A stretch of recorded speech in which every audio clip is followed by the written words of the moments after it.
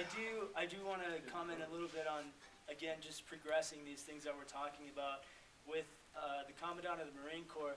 Luckily, whereas he was out of place to say those things, and it was insubordination to some point, same reasons why General McChrystal was released from leading our troops in Afghanistan. But I think what's most valuable about that is that General Amos didn't have any unique arguments. He was using the 1993 language, and that's already been proven to be unconstitutional, unfounded, and having absolutely no authority. So he was really just speaking into the wind. And I mean, it's kind of almost valuable to have the Commandant say these absurd claims that we have already, through the courts and through education and through a new generation, seen that they're all lies. So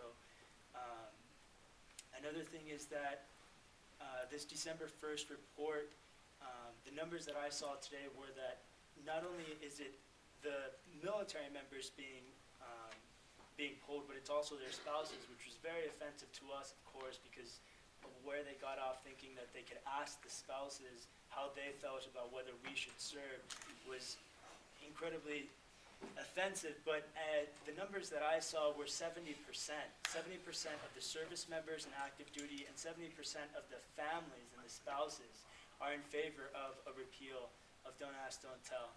Another thing regarding the Senate vote that we'll see coming up is that whereas we still expect John McCain, and he is still threatening to filibuster, the difference between when he filibustered last time and this time is that no one is, again, going up for re-election. And what happened last time was that we couldn't lift the filibuster through cloture. So a lot of senators, either who were fearing of their seats or who wanted to not kill the amendment, voted against lifting the filibuster. And we expect that we won't see that this time. Oh, okay. And then moving on to the court case, worst case scenario.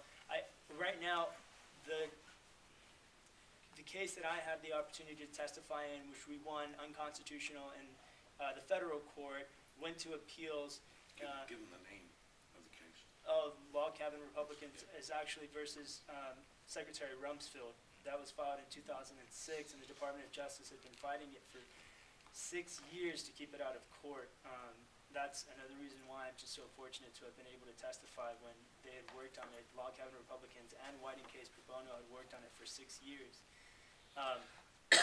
But that case went to the appeals court. If I'm not mistaken, we lost there, right? They stayed the injunction. Okay, so they stayed the injunction, and now we have pushed it to the Supreme Court, and now it's up to, the Supreme Court is not about to review the entire case. It's left to one justice who will decide whether or not the stay should be lifted. Joe, just in the interest for some of the law students, I believe that it's going back to the Ninth Circuit in bank. I believe that's the next step where it's going to go. That's good news. That's great news. Okay. Because Witt's case went back on bank and won. Yeah. So if somebody knows better on that, speak up.